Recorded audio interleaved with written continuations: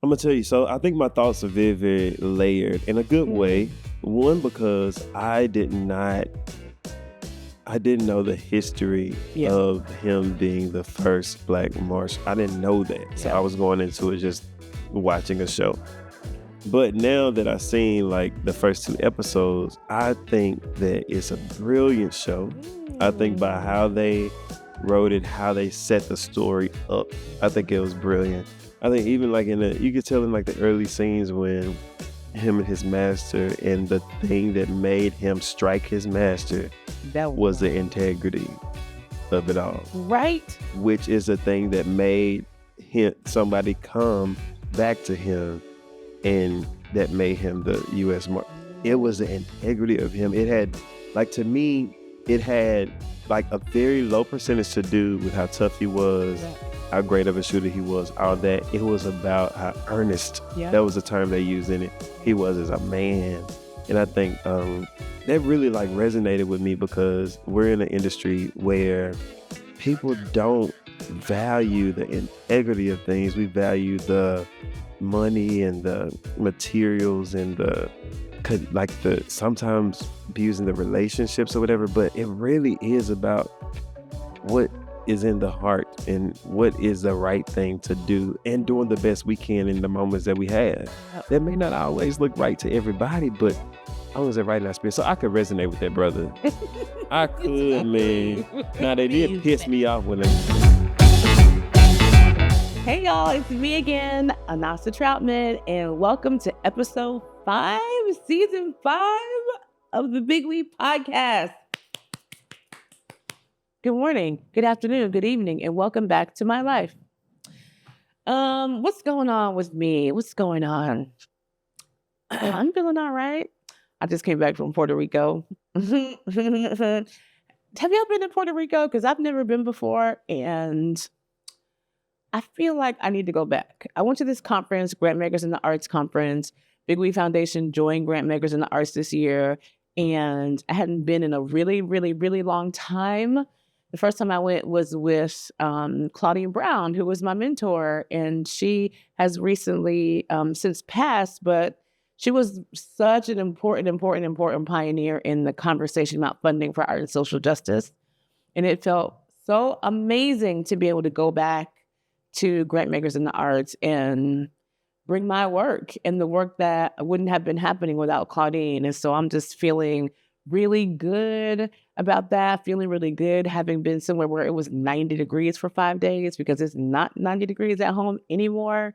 And so many of my Memphis people were there. And we went, we kind of took over the whole place and just was like making everybody come to Memphis. So it felt really good. So I'm happy to be home. I'm a little tired, but you know, we persevere. What else are we going to do? Exactly. So let's get into this top 3.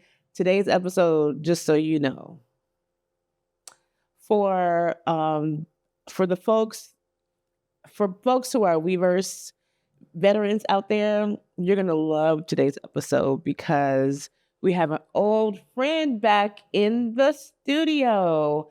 Princeton James, our good friend Princeton James, who we all love so much.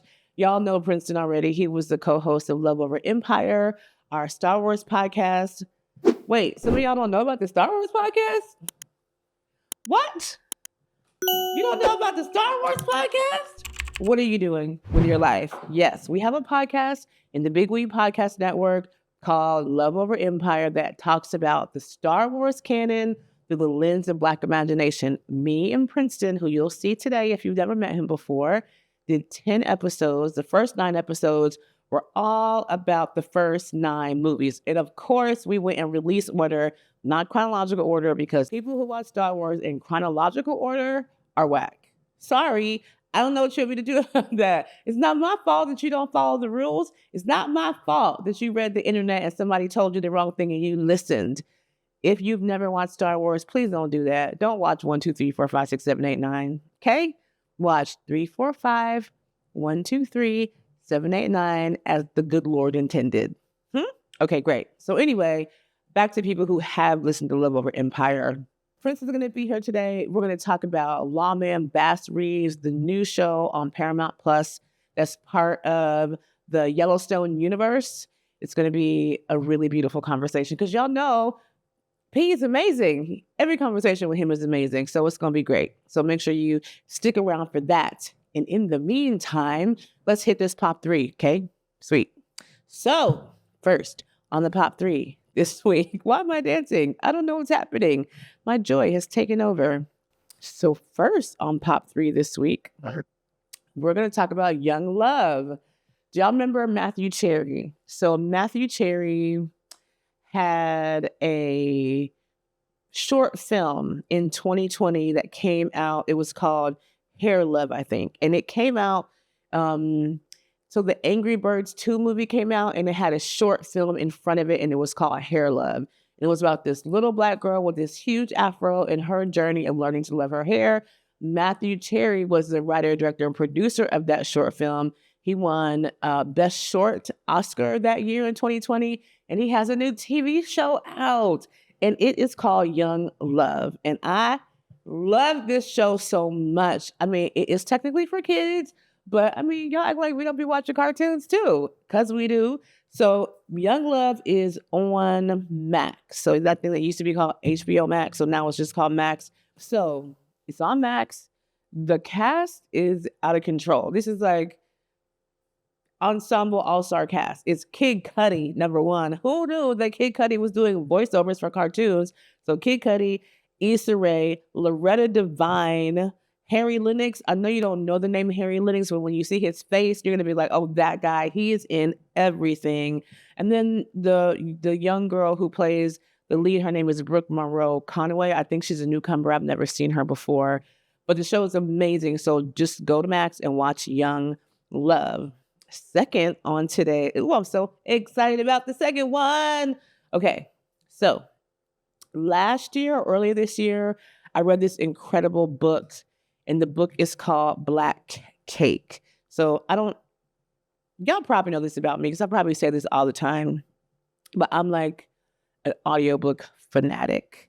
I am always, I probably listen to audiobooks more than I listen to anything else. I do literally in the shower, in the car, while I'm walking, while I'm cooking. If I'm not working or thinking or sleeping, I'm probably listening to an audiobook.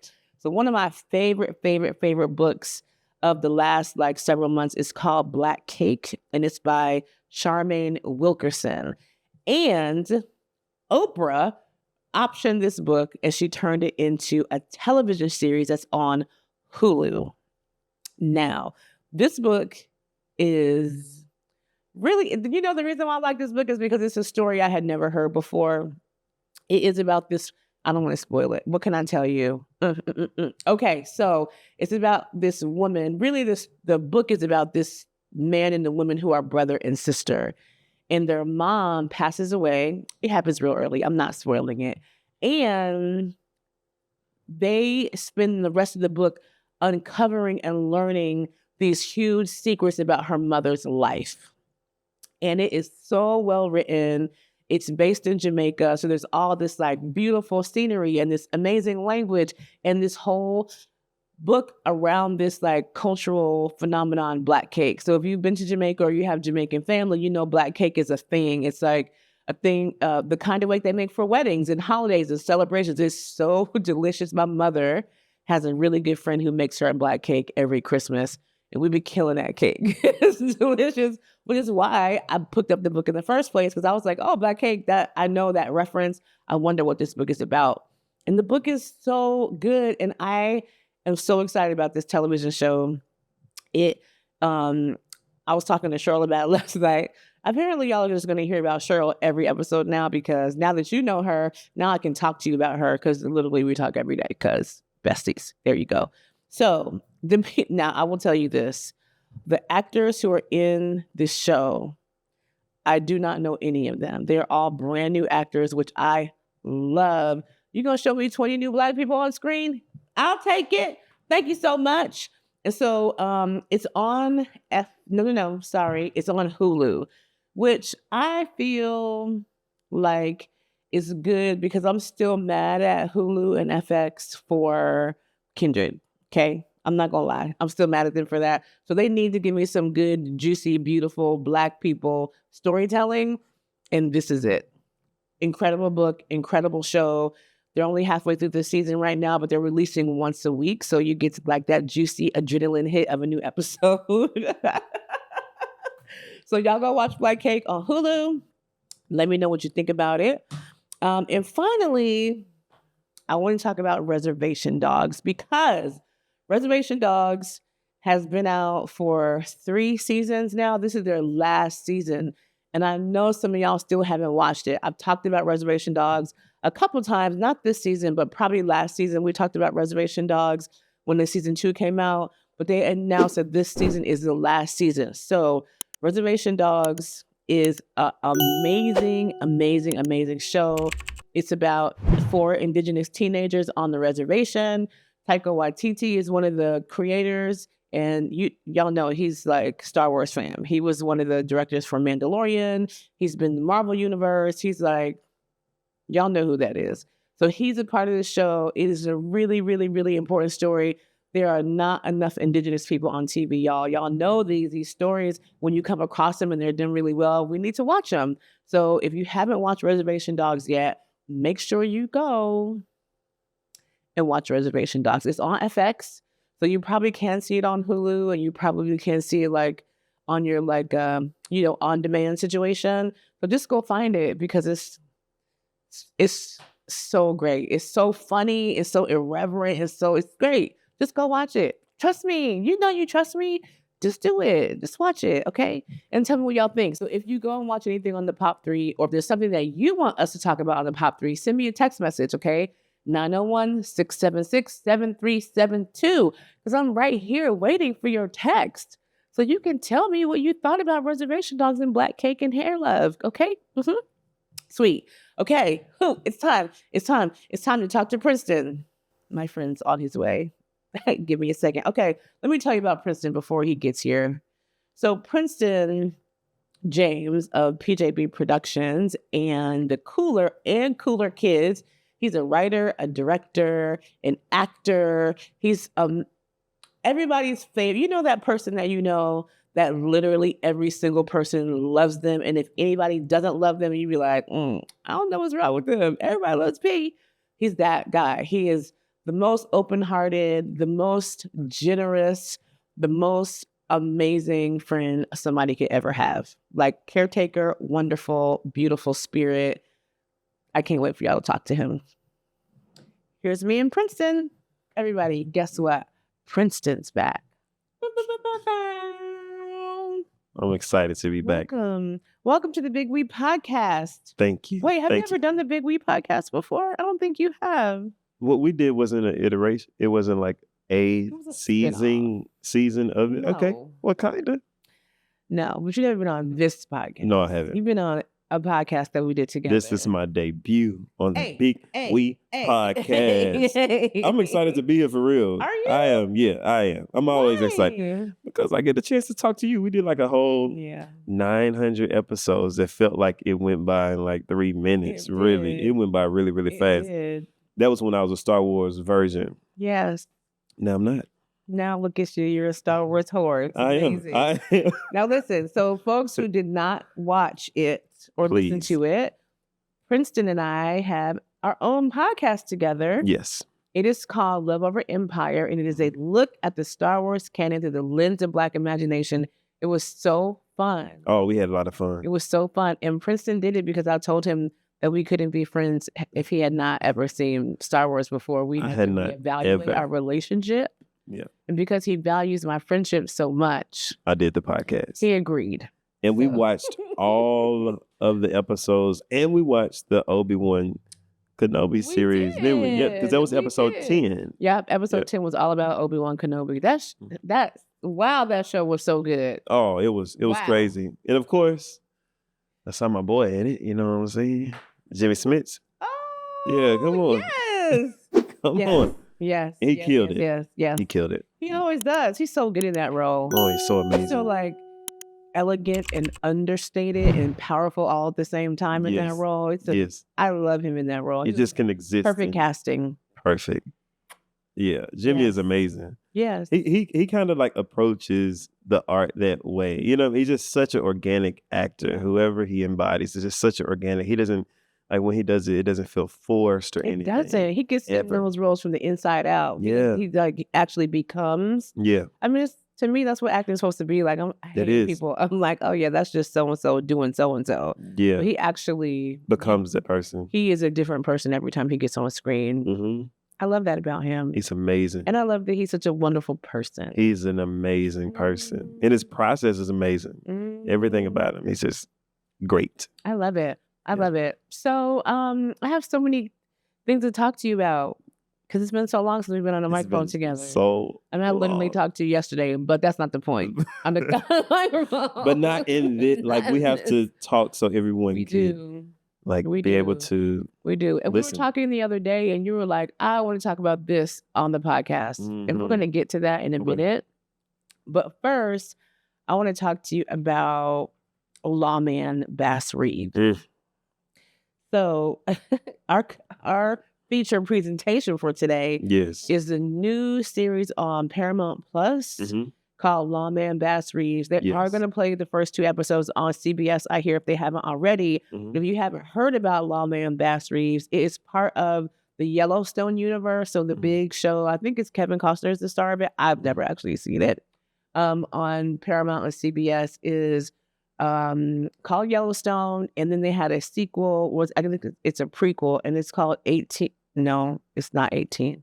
It's It's not? 1923. I've heard of that too. Mhm. I've heard both of those. Also have not seen that one, but heard they're incredible. Me too. My friend Cheryl, who was featured on episode 2 of this podcast this season, Mhm. she has watched them and she really, really loves them. She Mm. loves them, but I have never. No, I haven't either. But I've heard raving reviews. I heard it's Yeah. amazing, like amazing.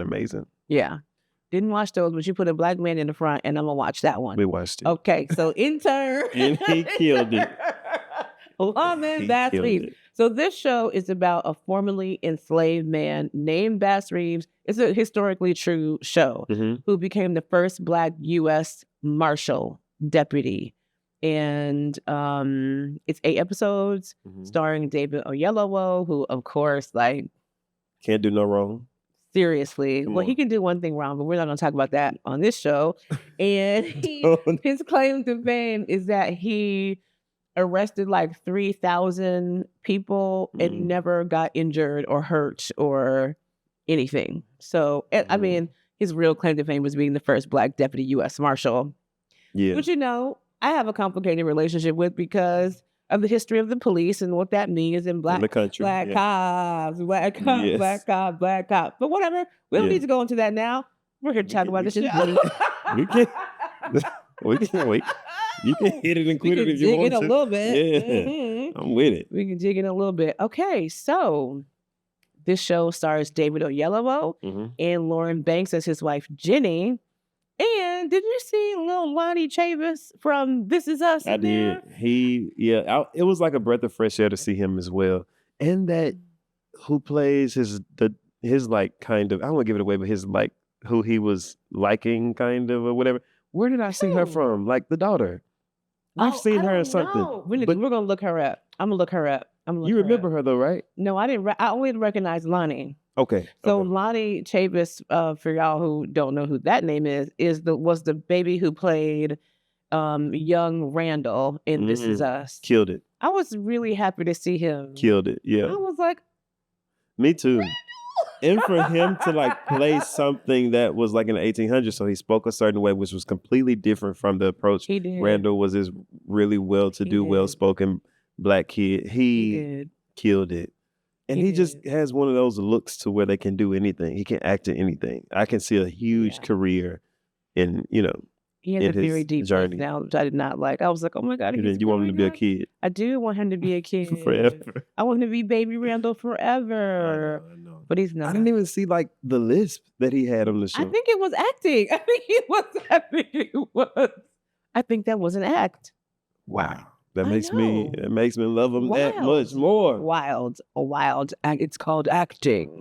Mhm. Okay, so tell me, what you thought about it. We watched the first 2 episodes. We did. Only 2 episodes are out. Yeah. They released 2 episodes on Paramount Plus, and now they're going to release one every week until they get to the last episode. So 6 more weeks. So y'all have some time to watch it. Plus, this episode won't come out for a couple of weeks. So you probably have like a month left to watch the show if you want to watch it in real time. So tell me what you thought about it. I'm going to tell you. So I think my thoughts are very, very layered in a good way. One, because I didn't know the history of him being the first Black Marshal. I didn't know that. So I was going into it just watching a show. But now that I've seen like the first 2 episodes, I think that it's a brilliant show. I think by how they wrote it, how they set the story up, I think it was brilliant. I think even like you could tell in like the early scenes when him and his master, and the thing that made him strike his master that was the integrity of it all. Right. Which is a thing that made somebody come back to him, and that made him the U.S. It was the integrity of him. It had, like, to me, it had like a very low percentage to do with how tough he was, how great of a shooter he was, all that. It was about how earnest, that was the term they used in it, he was as a man. And I think that really like resonated with me, because we're in an industry where people don't value the integrity of things. We value the money and the materials and the sometimes abusing the relationships or whatever, but it really is about what is in the heart and what is the right thing to do, and doing the best we can in the moments that we have. That may not always look right to everybody, but I was right in that spirit. So I could resonate with that brother. I could, man. Now, they did piss me off when they shot the boy. Wow. I was devastated. But then devastated. Me too. But then again, I was devastated, point blank, no buts. I was just like, in addition to that, that man was kind of, you know what I'm saying? He was kind of like, we don't know because the story hasn't unfolded, but like how he was approaching and how he was like engaging with Bass, it was very, very like, that man in the wagon. Yeah, it was very, very mysterious. Weird, right? It was like, it was very mysterious. It was very mysterious. So I can't call him if he's a bad or a good guy. You know, you just never. He's definitely a bad guy. Definitely that. I mean, they met during the Civil War when the man was part of the Confederate Army. True. So we're just gonna go ahead and label him a bad guy. Definitely the bad guy. Which was, and that was the interesting part for me, because when the show first opened and we see him fighting in it's obviously the Civil War. And it had a little bit of cognitive dissonance, because I was like, wait a minute, he got on the wrong outfit. Yeah. why he got that gray outfit on? Where's his blue uniform? I literally had to pause the show and rewind it, because I'm like, I know he ain't over here with a gun in his hand on the Confederacy side. Yeah. And that was before I realized, because I didn't know the history of this story either. And before I realized that he was actually an enslaved person who was being commanded by this person who was a Confederate soldier to fight alongside him and protect him, which is wild, because it's like, it's the one thing. It's already mind-blowing to think about what it meant to be an enslaved person. But then when the person who enslaves you is also expecting you to ride by them and protect them in a war. Right. In a whole war. You know what it made me think about? What's that? Robert Church. Yeah. I was like, wow, we just witnessed that a small part of Robert Church's life and story, to be like, oh wow, there were people who, which is not, we don't talk a lot about the experience of the enslaved person in the Civil War. Right. We always hear about the glorious stories. I just said glory, that's no pun intended, but like the movie Glory with Denzel back in the day, we hear about all of these formerly enslaved or self-freed slaves or freed by other folks, enslaved people who were in the Union Army and who were valiantly protecting their right and their family's rights for freedom and all of that. But we don't hear stories about enslaved people who are currently enslaved at the time who had to fight on the Confederacy side. crazy. Think about mentally alone. Wow. Mentally. Wow. Which is why I think that he ultimately snapped in the end. Yeah. Because it's like, You had me do this this and this and this and this and this and this. and you still gonna cheat me? And then you're going to cheat on top of that? Or something told because And he never cheat. shuffled the cards. He never shuffled them. He just brought them out and started dealing with I them. mean, clearly he cheated. I don't Yeah. know how he cheated, but he clearly cheated. Set him up. But it's like, for you to have that relationship with someone and then dangle A carrot. freedom, Yeah. not a carrot, the carrot. Yeah, the of ultimate freedom carrot. in Yeah. front of them. Yep. And then you go, he was like, You already like you like deliberately finna whoop your messing with me now. bleep. Right. You You playing mind games. literally deliberately did that. Like you thought about it and said, okay, I'm going to mess with him. Yeah. But that's crazy. There's so many things that he said crazy. too. And obviously this is a theatrical right version. So we don't know what the person actually said. Yeah.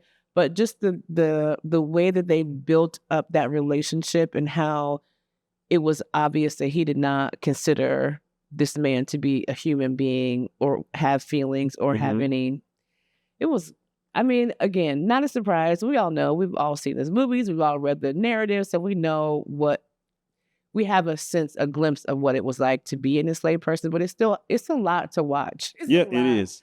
It's a lot to watch. It's a whole lot. And I almost was like, I don't know if I could watch this show. But we got past that. We got past that part of the story pretty quickly. I think by the time we got past the first episode, we were already squarely in his new life. And so I was like happy. You know, my favorite part of the whole show, the whole 2 episodes, when he met his daughter. Oh, okay. I was going to try to guess. Yeah. No, it was when the montage when him and his daughter were in the bed it was the best. playing It was the best. with the wife watching on. It was the best. Yep. He really chose some, I don't want to go super technical, but like his choices as an actor was so like technical on this show. But the choices he made as an actor was so spot on. Oh, say more about that. Like I think like one, you have to be a father to be able to tap into some of that or fully tap into like a substitution that means that much to you. Yeah. And like for him, it was just like nothing else in that world existed on that bed. And the bed was their world. You know what I mean? So like beautiful. That's how I took it as a director. But it did like, and it looked like there was no other thing to worry about. We have everything we need in this moment right here. And we're going to cherish it. That's right. And it seemed like she was showing up like that too. She did her little process as well. You know, she did her work. I was thinking to myself, what do they have to do to prepare that baby to be able to interact with him like that? Or is she just that open and free? Because she showed up like that was her daddy. That's true. I think I don't know what they would have done. I would have they would have had to spend time prior to shooting. Yeah. Like he would have had to like have everything she would want, like give him the food to give to her, give him the toys to give to her. He have to build some type of trust in that being. No, that baby was acting. That baby was acting because that was like her daddy. Like I'm talking about. There was no crying. There was no discomfort when he picked her up in the air. Joy. Yep. She was like playing with him. It was amazing, and it was so beautiful because it was like we had just watched him be completely dehumanized. Oh, 100%. Completely. And then to see him in his full humanity with that baby, it was like... That was all he needed in that moment to feel free. Come on, freedom? Yeah. Wow. Wow. Yes. That was all he needed in that moment, you know? It was so good. It wasn't like a time for him to have to worry about the realities of tomorrow or later tonight. It was like, I'm in this moment. I'm going to feel free. Hi, my name is Anasa Troutman, and I am the founder of the Big We Ecosystem. We're all about bold narratives and stories that transform generations. Using cultural strategy accelerates change towards our shared values and dreams. We work in community with artists, movements, and purpose-driven brands to create safety, joy, love, and abundance for everyone. Be a part of something bigger. Be a part of the Big We Foundation. Stay updated on our work by subscribing to our YouTube channel and join our email list by clicking the link in the video description below.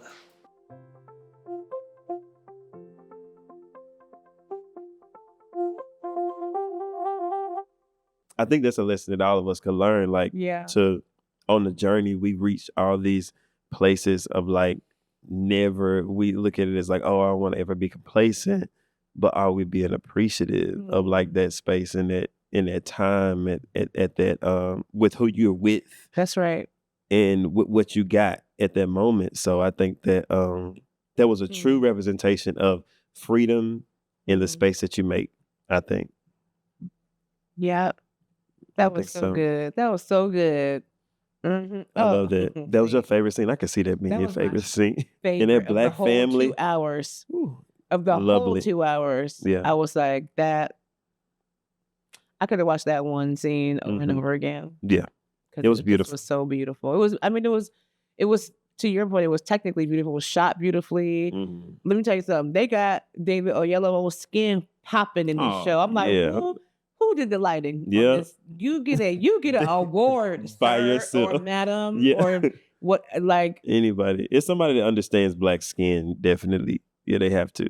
For real. And I also want to say, because I came home, I traveled home last night from being out of town, and in Concourse B of the Atlanta airport on my layover, it's billboards, electronic billboards of this show everywhere. Really? All up and down the whole concourse. And then I got on the airplane and I bought the O Magazine favorite things for 2023, and I opened up full page spread of the show with his beautiful looking skin.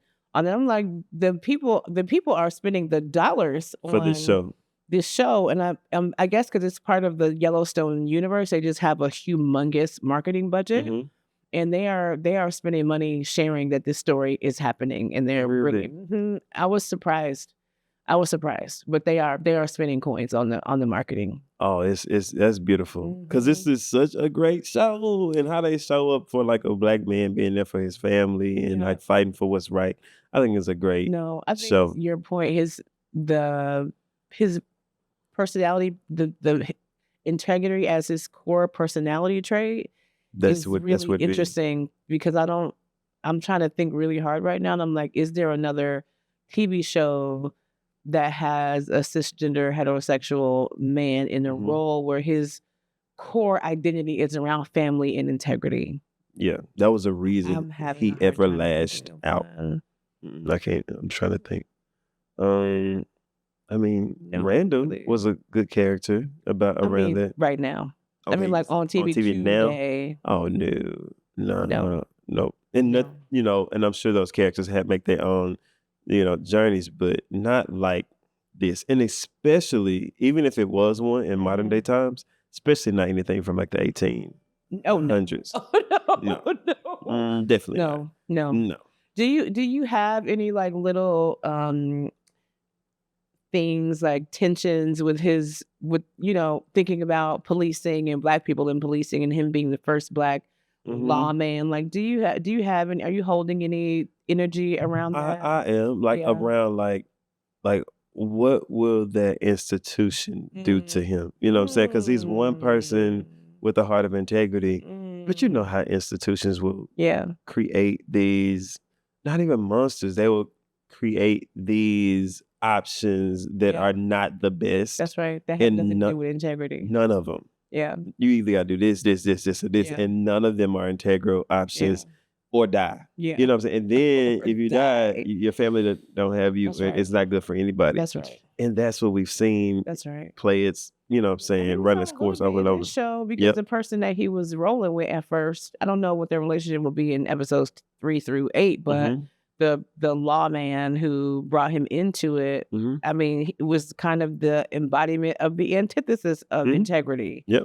And the way even the way that they have him, his physicality, like he's not groomed, he's not well groomed, he's like all these things about him are super raggedy. And then the way he shows up as a person who's supposed to be the purveyor of the law is also extra super raggedy. Yep. And so I appreciate how they created this contrast for him. Again, like we don't have no idea how much latitude they took with these characters or with the actual story, because even though it's historic, people have to dramatize. So I don't know what is true and what is not, but the way that they set this show up and this characters up was to be like, to create this contrast between this white man who was, I guess he's a U.S. Marshal, and then Bass being the deputy marshal, and just him having to make a choice about who he was going to be in that job, because he has every option to be raggedy. Yes.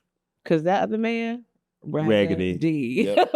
And would have like probably loved him for being raggedy, and sometimes respected him. There's some people out here that really respect people that be doing raggedy stuff. Yeah. You know, and that's not cool. Yeah. But he had that integrity in his heart and was like, hey, I'll lay you out. Yeah.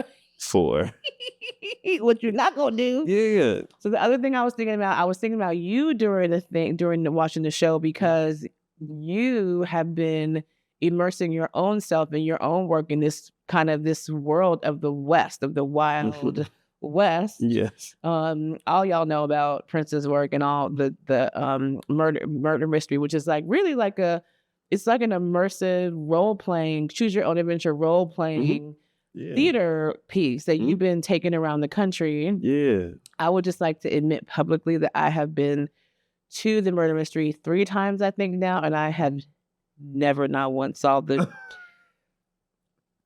You have not. You haven't solved it? No. Well, come if you're in town. We'll talk about it after. Let me tell you the problem. It doesn't matter. Because next time I'm gonna get it. Well, first of all, you were trying to trick people. Number one, let's just be clear. You know, like it's a game. Trick people. Second of all, it's a group process. Yeah. So you have to work with a group of people to solve. And 3, so Leos wouldn't. It's hard. It's hard. And 3, it is it's a limited time process. Oh yeah, it is. It is. So there's like all this pressure. This is pressure to be like. And you got music going on. People are moving. Yep. It's a lot of pressure. And you don't have a lot of time. It's like 3 minutes. No, you don't have a lot of time to solve it. But it's so fun. It's not like stressful in the way that you feel like you're gonna die. It's like the kind of stress that activates you and makes you feel like I'm having the time of my life. Yeah. So no, I've never solved the riddle. It's fine. We'll make sure you. I mean, it's okay. I can take it. Is it really? But no, it's not okay. It's not okay. No, it's not okay. I hate it. Ooh, it's invaded my existence. Right. I'm gonna keep coming back though, because I'm gonna get it. You're gonna get it. I'm gonna get it, and I'm gonna tell everybody in the whole room. I'm gonna start screaming when I get it. It's gonna be great. It's gonna be so fun. I can't wait. The point is, your new script for your immersive role playing theater experience is a Western. It's a Western, yeah. What? How did that happen? I was just really thinking about like, how can we present, because the show is predominantly Black. Yes. So how can we present different creative ways for our audience to engage with us? And I was like, let's do a Western. And then I was like, okay, that comes with accents. And then when I write it, I usually write it as a comedy. Yeah. But I wrote it like in this place called Sally's Saloon, and everybody comes in with an accent. And it's like people come in with accents. I have one, the whole cast have them. And like people have so much fun. So when I wrote it, I was just like, let me just try a new concept. And coming up off of like seeing that we were the original cowboys, when I learned that, I was like, why not? We're not copying anybody. No. We were the original. So yeah, and it went over really, really well. Yeah, people were saying that was their favorite show that we've ever done. Ever. Yep.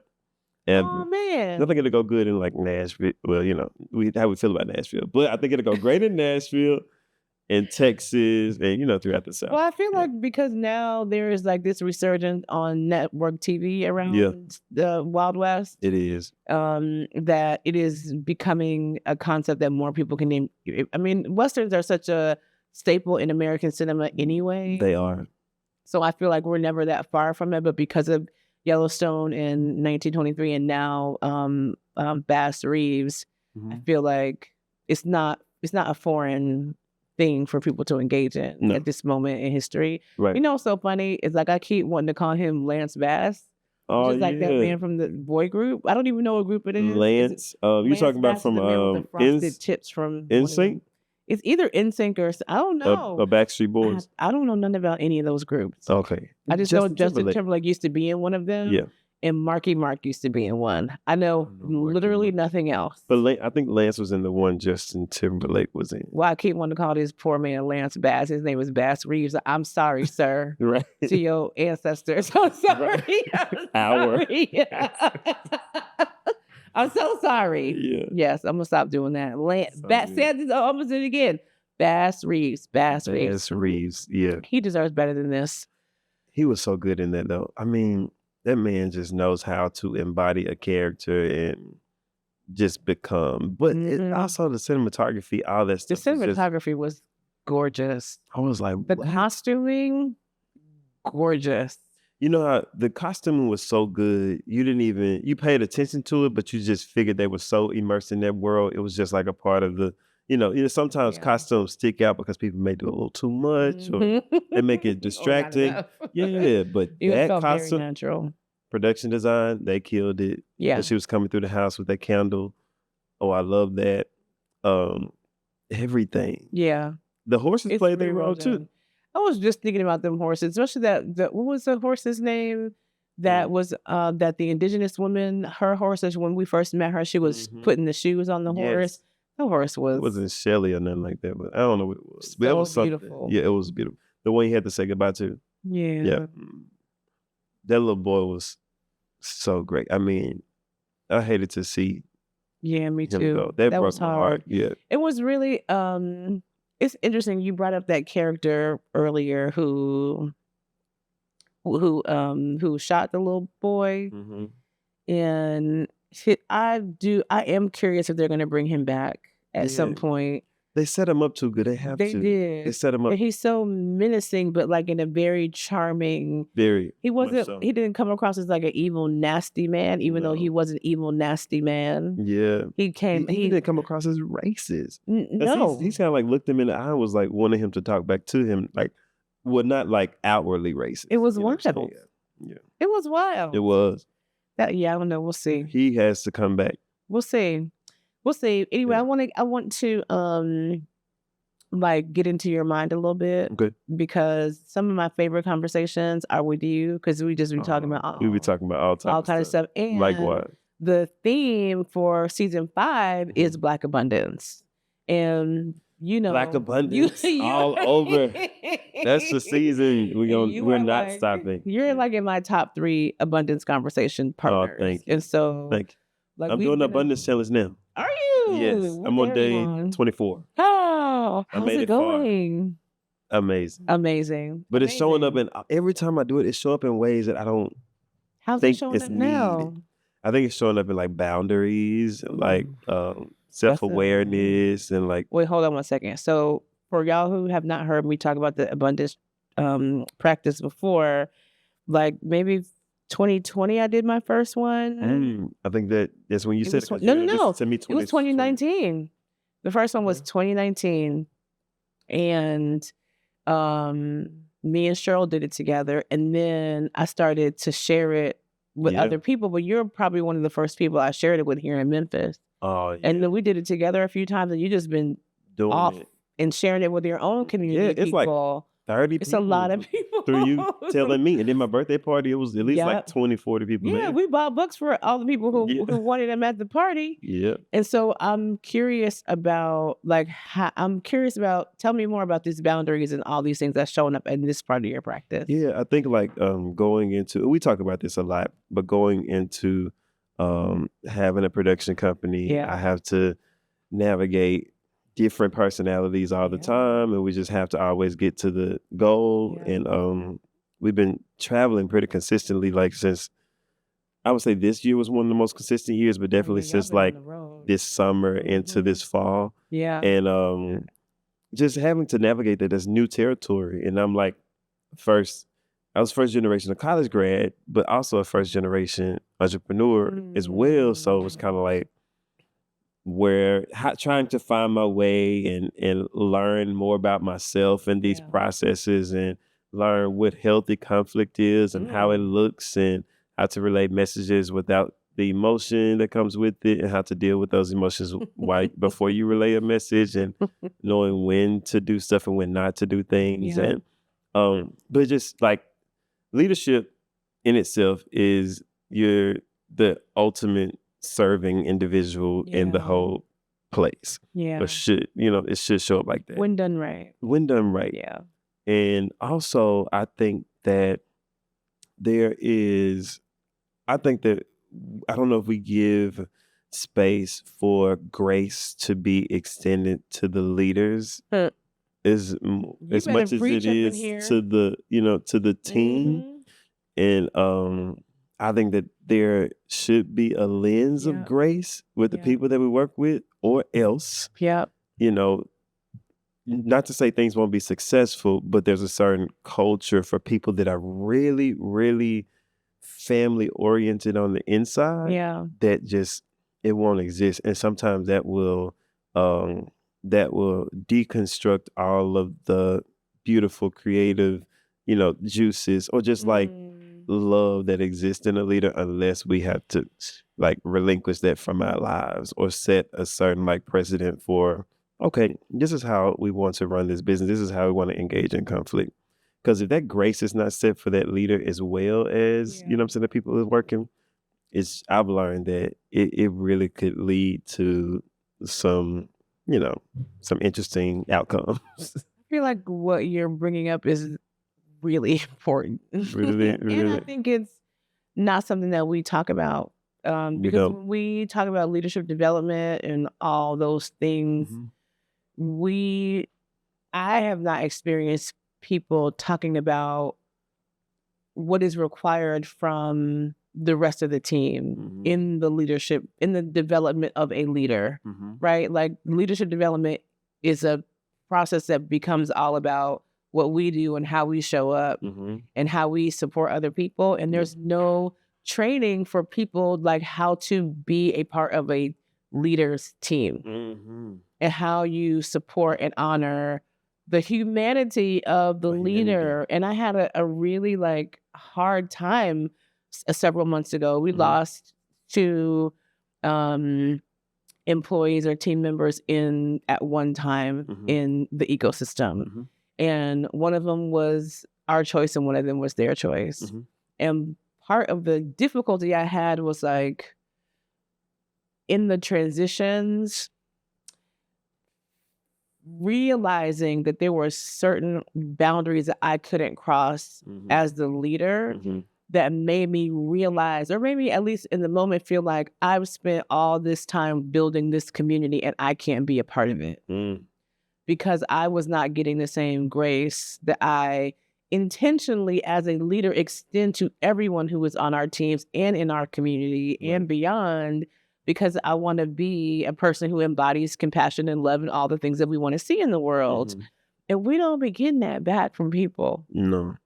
And I wonder, like, sometimes it's always, we don't always get it back. We don't always get it. We get it back sometimes, from a lot of people.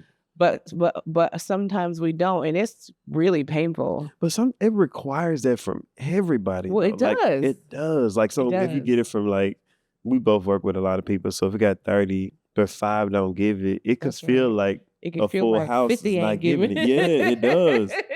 And it requires that. We don't get to choose, like, hey, if it's 30, I'm going to give 15 grace. I'm not going to give the other 15 grace. No, we have to give everybody grace. So I think that it should be reciprocated, but it also can be whatever grace looks like for you. And we had transparent conversations, healthy conflict, and we able to like work with each other and feel that through. But I think sometimes leaders are put in the parent role in the spirit, but not in the leadership role. That's what that was on the agreement. And then that could show up in interesting ways, I find that interesting because the parent metaphor is how I ended up reconciling it in my mind. Because I do think that you're right. It's I think culturally, like a Western capitalist culture says the person who's in the front of the room knows the most, knows everything, has all the money, has all the answers.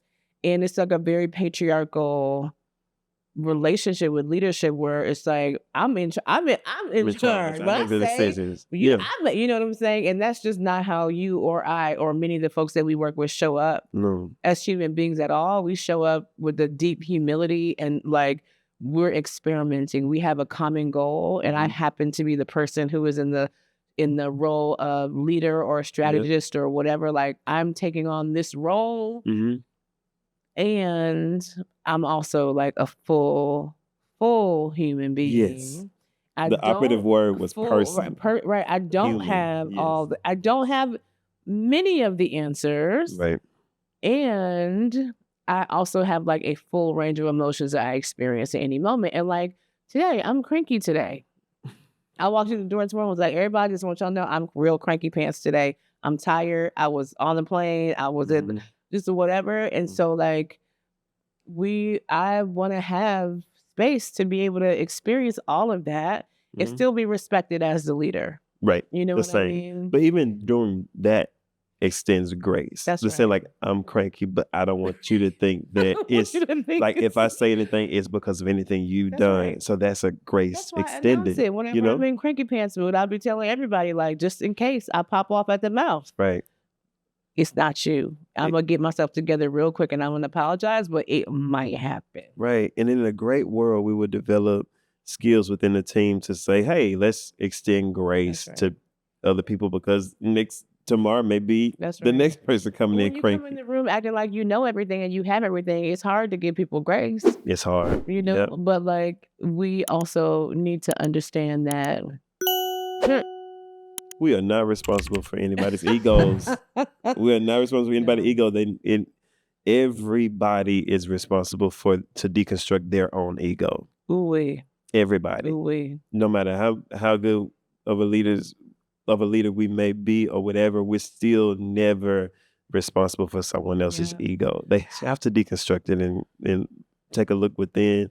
The first thing I've started to tell myself is like, who do you want to show up as? Like, do you love the man that you are? Cool. Who do you want to show up as in this instance? You don't have to let everybody know what you've done in this instance, or you don't have to do these things. Maybe you're just showing up as a friend, as a confidant, or maybe you're just showing up as a leader to get us to, to thoroughly like distribute the strategy so everybody understands. That's right. But in that space, sometimes if we're not emotionally mature or self-aware, sometimes we as people, as community, can show up in a space and always want to be the smartest. I always want to be the leader. I always want to internalize it. I was dealing with someone like on the team, and when I talked to my therapist about it, they were like, these people can be passive aggressive because they're internalizing it and they're taking things personal. Yeah. That's not your responsibility. It's not. And it's exhausting for a leader to have to deal with passive aggressiveness, and it's also not their responsibility. So tell me why in a conversation about Black abundance, this conversation about leadership is important to you. Because I think leadership is important because like some of us are called to do certain things with certain people. We just know we're put here to do Leo. it. Especially if you're Leo. Some of us are called to do certain things. And like, it's like, you can't run from your calling. You can't. You can't. So, and then you can't choose how abundance shows up in your life. That's right. Abundance can show up. You made it safely back from your last conference. Yeah. That's really abundance because now you have another opportunity to do amazing work. Yeah.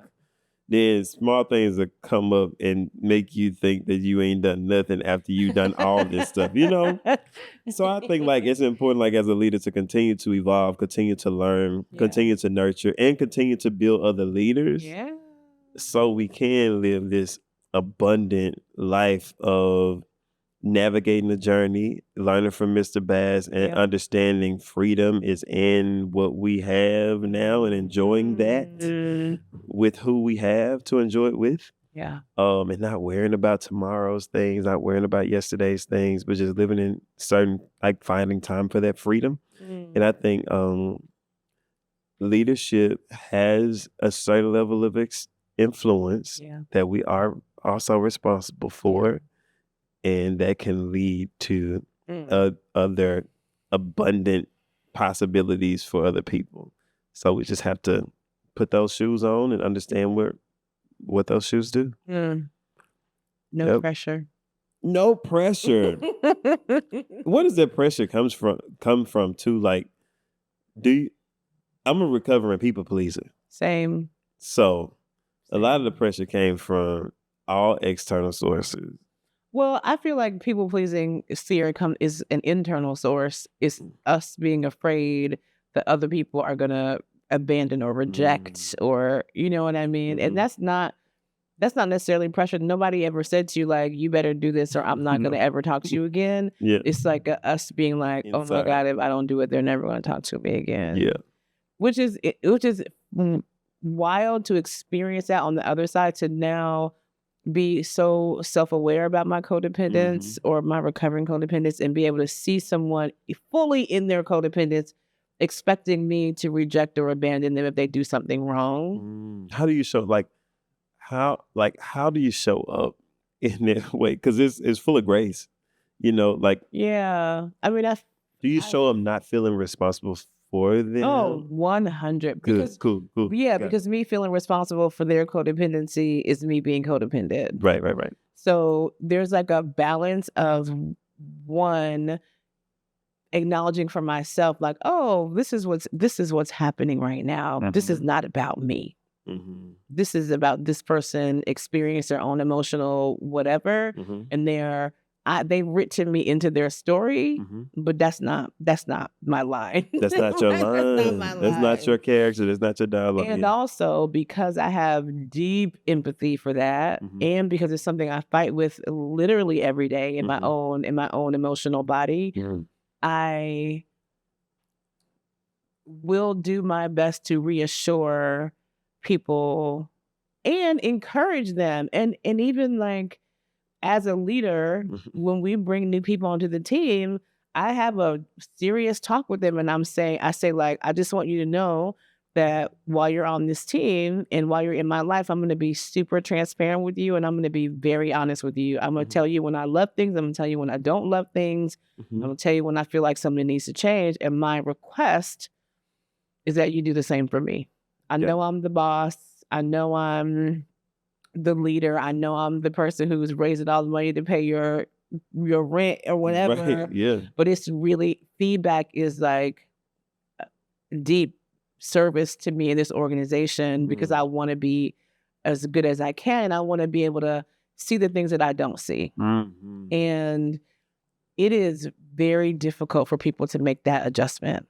It is very, very difficult. It takes people months, 6 months, a year to be like, oh, you really, and some people never get it. And those are the people who end up leaving or being asked to leave because when shit gets hard, they don't know how to show up because they're either so used to hiding or so afraid to just say what it is. Especially to me, if I do something wrong or something harmful or something dumb, you know what I mean? Yeah. And I start off with a framework of like, please don't hold, like, if you have something hard to say, just say it to me. Don't hold it back. Find a way, don't hold it back. Find a partner, come to me together, touch me on my arm and say, I have something hard to say to you and I'm scared to say it. And then say, just find a way to say it, right? On note, send me a paper airplane, something.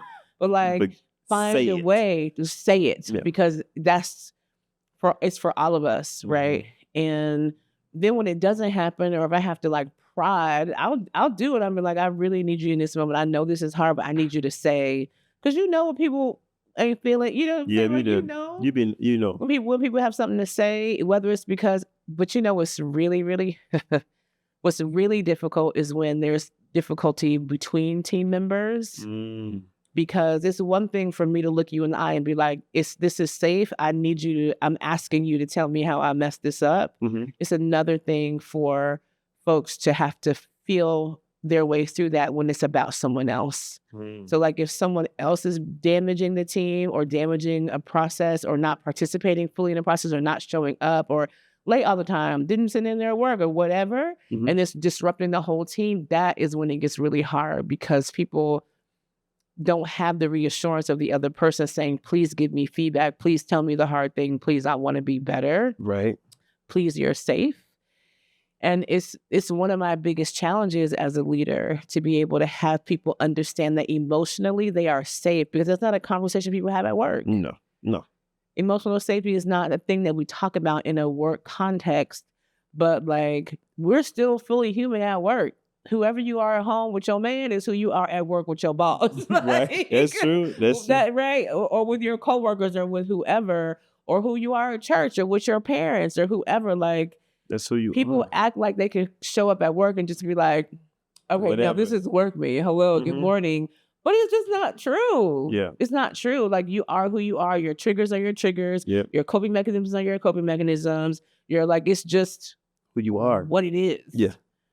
And we gotta be able, especially those of us who are thinking about abundance in this way and are Mhm. feeling like that we build the enterprise to help create more abundance, safety, Mhm. love, and joy on the planet. And we are not emotionally well people, and we don't know how to cultivate emotional wellness within our teams. Mm. The work is literally impossible. Oh yeah. It can't happen. Mm-mm. It literally will not happen.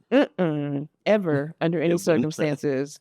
And, Under any and us come circumstances. out healed or better Child. people. You know what I mean? Yeah, and it gets hard. Like I mean, because our expectations of our own selves, Mhm. like especially me and you, I can't speak for everybody else, but I know you well enough, and I know me well enough to know like how relentless we are in the pursuit of our own emotional wellness. Yes. Not Yeah. saying we do a good job at it. Not saying that we are. Try. We try. But we really do earnestly try. I think we've made some And- strides, though. Some heavy, Yeah, big strides. for sure. More than we give ourselves credit. Yes.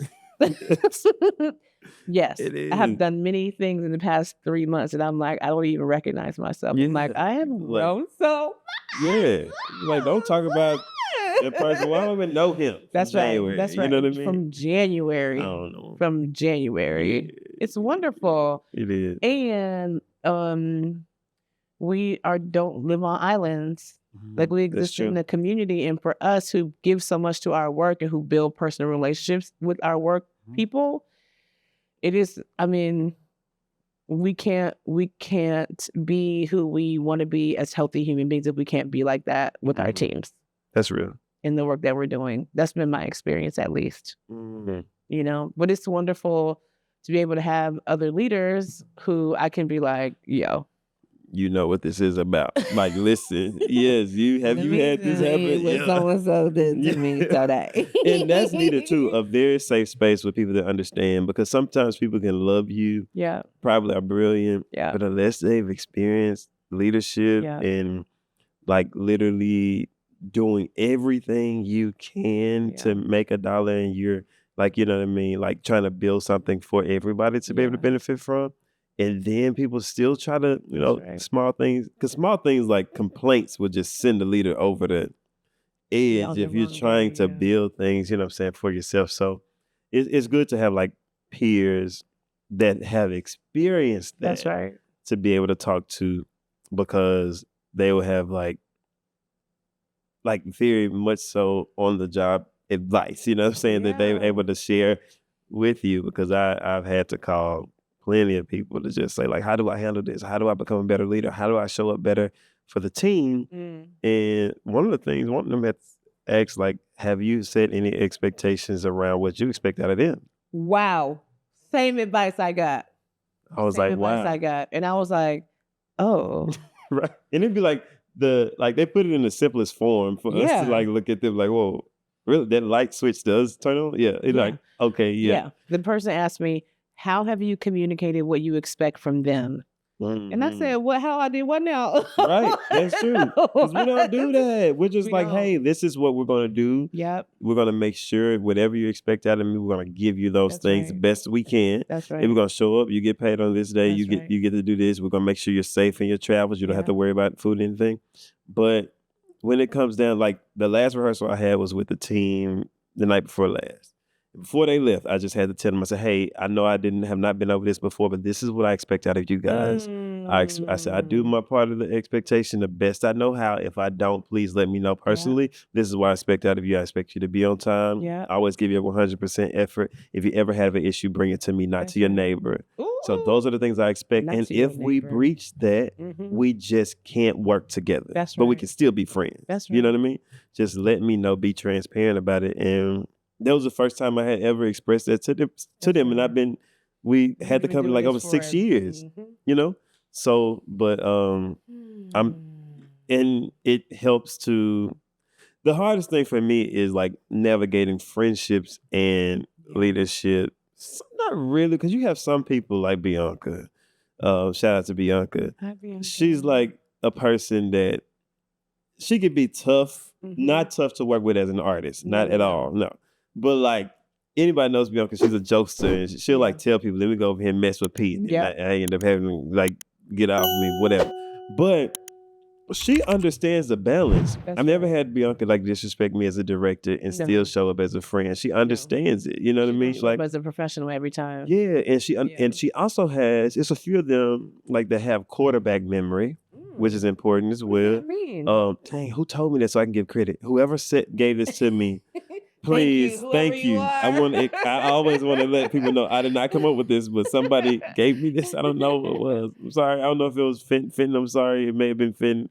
But quarterback memory is when, like, a quarterback, if they throw an interception, the next play, they still got to be back in the game to win the game. They have to forget about that interception. They have to forget about that thing, just have quarterback memory. So if you mess up a line or something, you need to have a quarterback's memory to be able to just hop right back in it, because you still have a show and an overall objective in a game to win. Some people, if you say, Anasa, I didn't like that performance, that's not good at all, and I would appreciate if you wouldn't do that. It just embodies them. They take it personal, and then they have to show up in pouting or in certain moves and things like that. And that can be exhausting to a leader, because you're not there to.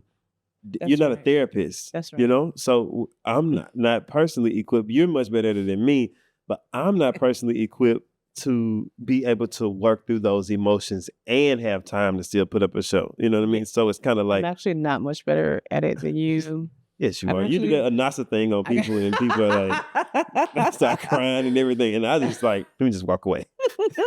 I'm less good at it now, because my patience for that is like very thin. I got it. Very thin. Because the more confident, yes, that's right. The more confidence I have in myself and my ability as a leader and my vision as a leader, and the healthier I get, the less I'm willing to engage in that. Right. You know what I'm saying? And for some people, I won't address it at all, because I'm like, this is not for me. Can I ask a question? Yeah, though? of course. Like, so, because a piece of that is so you, and some instances I see where you love doing it, and I think those instances, they have nothing to do with work though. They have like, they'll be just like people that you encounter, and it's a part of that has to exist. But it sounds like now that you've learned to, in that workspace, you learn to put specific boundaries around it. Yeah. And know when that should show up, and when it's codependency and when it's not. And it's like, oh, I have great advice for this person, and I want to help them through it. You know what I mean? What's important to me is to acknowledge people in their full humanity at all times. Boom. Right? So like, if I give a talk and there's people wanting to talk to me after I give the talk, and they come up to me, and I stop them, and I'm like, looking them in the eye, and I ask them, tell me your name, and what do you do, and tell me, right? Thank you for being here. Thank you for listening to me. Yes. But if you follow me around the hotel, I'm gonna be like, hey. That Leo hits you, right?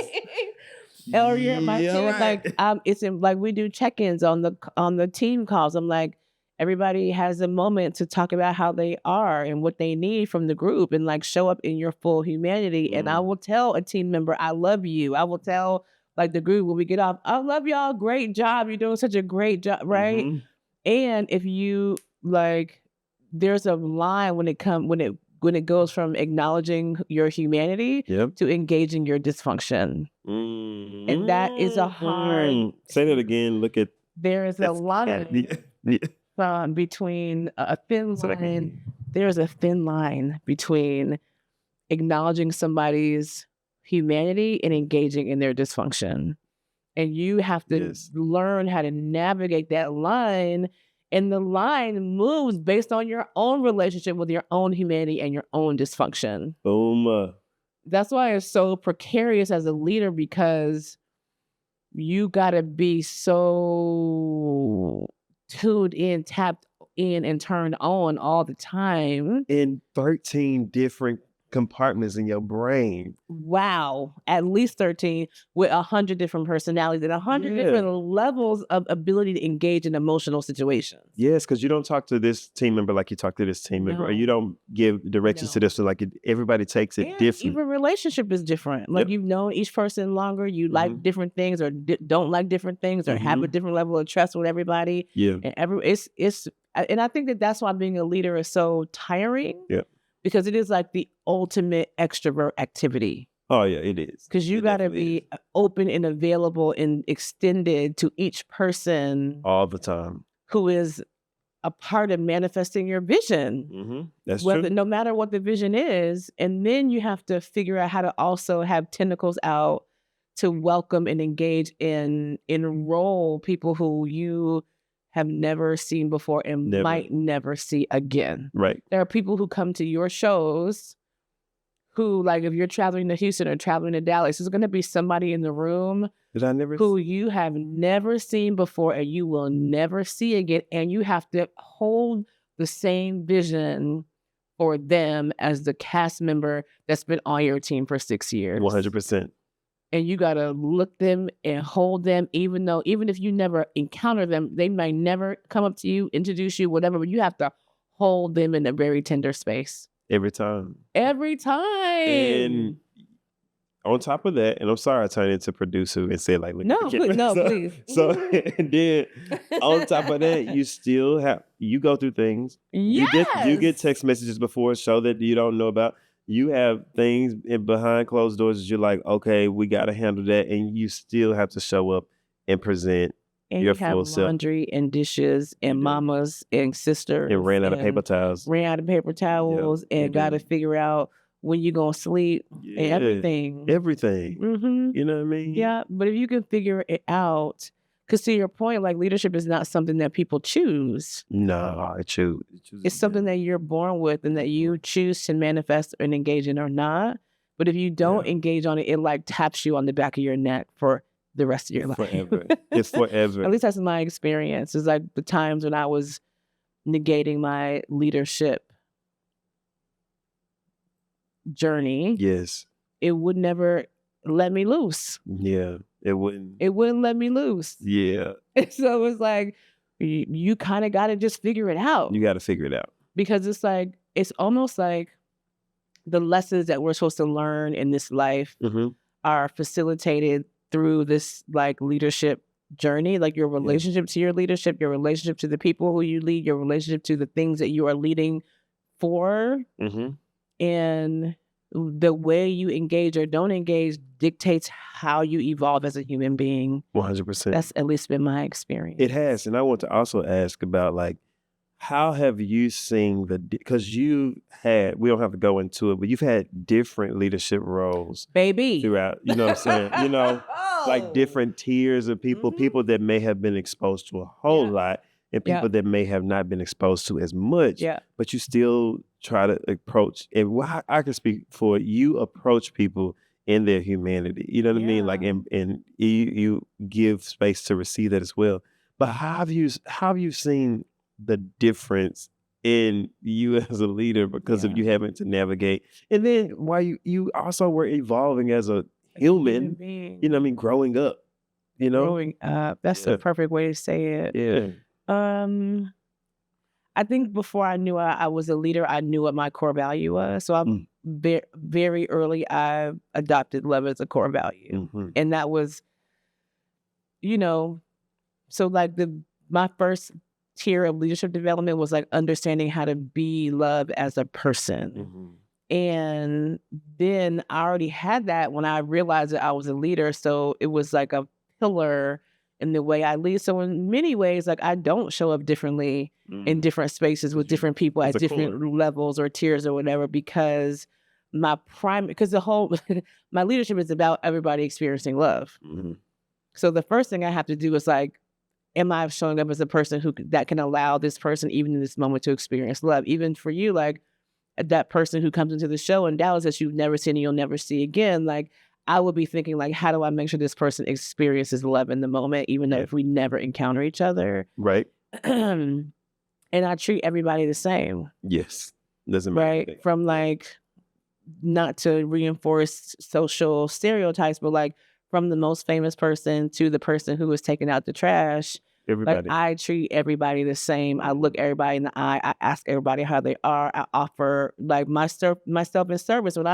When I have a team member call me, I don't say like, what do you want? I say, how can I serve your work today? Oh, that's amazing. And I mean it. And I mean that. And so, and I also learned that because I work with high profile people so young, I like am fully aware of the humanity of people who are rich and famous. Oh yeah, I'm like, I don't give a damn what you got. I know. You put your drawers on one leg at a time. Your tummy aches sometimes, and sometimes you could be an ass. So like, I don't have any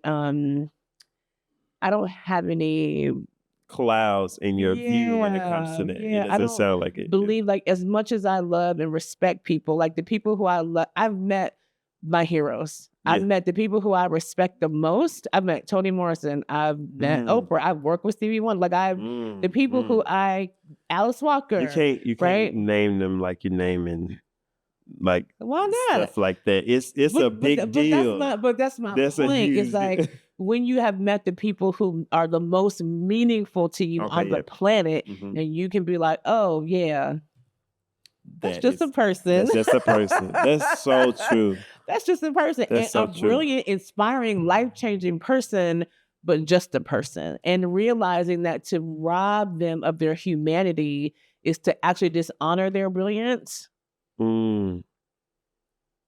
That's really true. Like to rob of their humanity, because the ego is what makes people want to feel all this time or whatever. But a lot of the people that are our heroes want to also be human. They are human. Yeah. They are human. Like if you think about, if you exalt Toni Morrison for all of her brilliance without acknowledging the fact that she went through a divorce and was a single mother and had to wake up at 4:30 in the morning to write because she had a whole job and some kids. Like, you can't just look at her and be like, she's the most advanced. You can't do that to her. Like, don't do that to her. A brilliant human. Don't rob her of her human experience. Yes.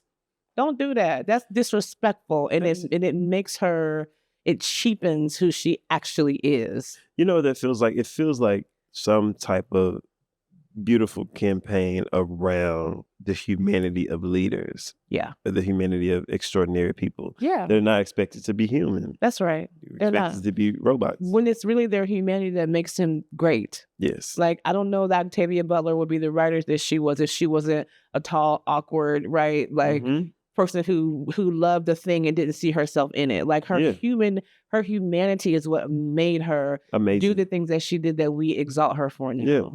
And it also like even like Issa Rae too for the modern day. Yes. Those are human. For the kids. Yeah. For all you youngsters out there. Youngins out there. Yeah. For the millennials.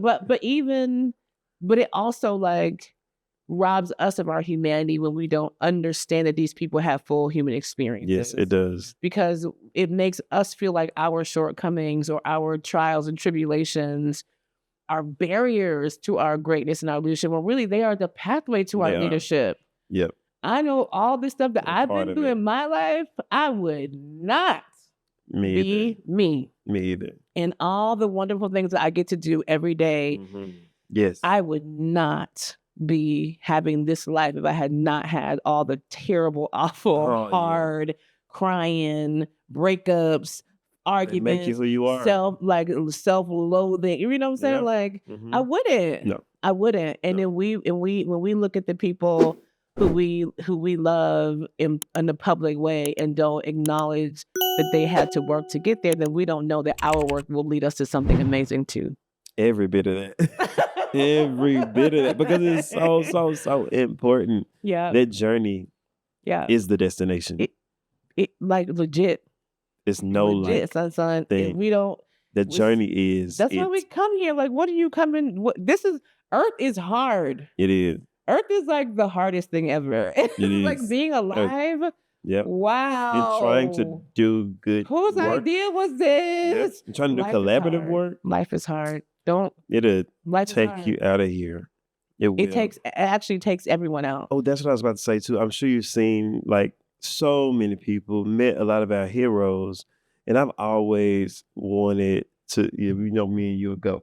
I always wanted to make sure that I was in alignment to say I'm in pursuit of like the dreams, you know what I'm Yeah. saying, financial stability, financial freedom, Yeah. but not without peace N- and love and We're not- abundance. who You know not what I'm having no saying? Like, peace? so I was right. So like I was like, you've been able to see all this. I bet it helped you to realize that money and all that without peace is worse than being It's trash. anything. Yeah, it's It's trash. Because we know a lot of very, very wealthy people that have jumped off of bridges and, Yeah. you know what I'm saying, taking Those themselves who out. just wake up every day miserable. Wake up every day, They don't and feel it's not free. worth it. So when No. we're building company and building, you know, abundance and building generational wealth and Yeah. all those things, we're willing to get in the ring and do the hard work if we know it's going to lead to all of that and a source of healing and a source of Yeah. peace. Well, because if y'all feel like abundance is money, you need to start over. Oh yeah. Start Yeah. over. Abundance is like the easy part. I mean, money is the easy part of abundance. True abundance is like a sense of freedom in your mind, in your soul, in your body, in your community, in your relationships. And it's really hard to feel like that if you don't have any money. I'm not acting like money's not important. Money you can say is that. wonderful. And also abundance is such a bigger and also abundance is bigger than you. Right. Like if It's you bigger feel than like us. you're experiencing abundance and the rest of your community or your family or your people are not, then you're not experiencing abundance. That's scarcity like a mug. Yeah, it is. You just got some stuff. Yeah. And so like this idea that we can all find our version of leadership through our version of difficulty, to me is like the only way that we all get to be able to experience That's true. abundance. And then learning how to coexist in those spaces, that be the thing we're all just trying to like figure out. How do you handle, like, how have you handled conflict in the past with? Oh, I didn't handle conflict in the past. I just would act like I didn't have any conflicts. Now I'll just say what it is. And I've also, I'd be like, hey, I need to talk to you. This thing happened. This is how you did this thing. This is how I felt, and this is how it impacted our relationship or our work or our quilting circle or whatever it is. Yeah. That's something else I learned in coaching was just like, if you need to be able to share with somebody, like not just you so, but just like this thing happened. This is how it impacted our relationship, and this is what I need from you moving forward. And I'm open to hearing what you tell me what you need so we can find a middle ground. Right. I went through a process, like Adrienne Marie Brown did a facilitation for one of my groups once. And she built this circle where it was like a healing circle. And the person, like everybody was invited to go in the center of the room and say, this is what I am willing to take accountability for. And this is what I need you to take accountability for. And it's really, really, really, really powerful. But it's just like a enrollment conversation. Like I'm going to start by saying to you, like, I'm going to start by apologizing and telling you what I've done to bring us to this moment. Even if it's, I'm sorry I took so long to tell you that this thing bothered me. Right. Right. And then this thing bothered me. Yeah. Yeah. For real. Because you can have a disagreement without being disagreeable. I have learned to resolve conflict while maintaining love as a core value. Yeah. And even now believe that resolving that conflict and holding people accountable is an act of love. It is. I think so. I don't think you can have a loving relationship without accountability in it. You cannot. I don't think, and without compassion. Yeah. I was looking at something the other day, and it said, and it's not always about like what we say. Yeah. We also have to say it with a level of compassion to not want to hurt the next person. Right. And I've also learned in conflict, because I've been like handling conflict differently for at least like the last 4 months, is try to like deconstruct my own ego to wherever how I want to react to it. Don't give that space That's right. at all. That's right. And then after you have time, go to them and explain like, hey, ask first. Is it possible for us to create a safe space so I can share some concerns and you can share some concerns with me? Yeah. And that's how I've learned to do it on like a professional level. Yeah. When it comes to like a personal level, I mean, one of my friends, I won't release her name, but she had a heavy conflict with somebody she was close to before, and they were coming to talk about it or whatever. And it was a little bit of like personal situations, and I went through conflict like that, having people very, very close to in the company, and then like we're no longer cool anymore. And we could talk about that in a minute. But I had told her, hey, when you go ask for it to be a safe space, and since it's very, very emotionally high, I said, ask that person to hear your heart without judging it at all. And then ask them to share their heart and you won't judge it at all. And then we hear each other's hearts without judgment, without interruption, anything. But do not think that you're responsible for holding back based on what they can receive from your heart. Okay. And then after that, you're able to say, hey, could we create these steps to move forward and build possibly onto what we had? Or we move separately with some boundaries, but we're still cordial because we were able to hear each other's heart without interruption, without judgment. So she said it went over well, but I was like, I'm going to try to handle my personal ones too, because even with some people that were with the company that are not anymore, do I miss them in a way? We had great times. We did have some great times. We really, really did. We had some fun times, and I still do have a source of love for them. I just don't think that they were in alignment with what I was building, and even the energy of how I was approached. It wasn't in alignment with the culture. For someone else's culture, yes, but not for mine. One thing I will say personally, because I'm not even that same person that was in that conflict then. I was not trying to talk about it at first, so I wanted to create space, and then even for some other ones. But one thing I'm happy that happened was a separation, because it gave space for us to realign what the values were, and then to figure out how to engage in healthy conflict with other people that are willing to engage with the healthy conflict. That is correct. You know?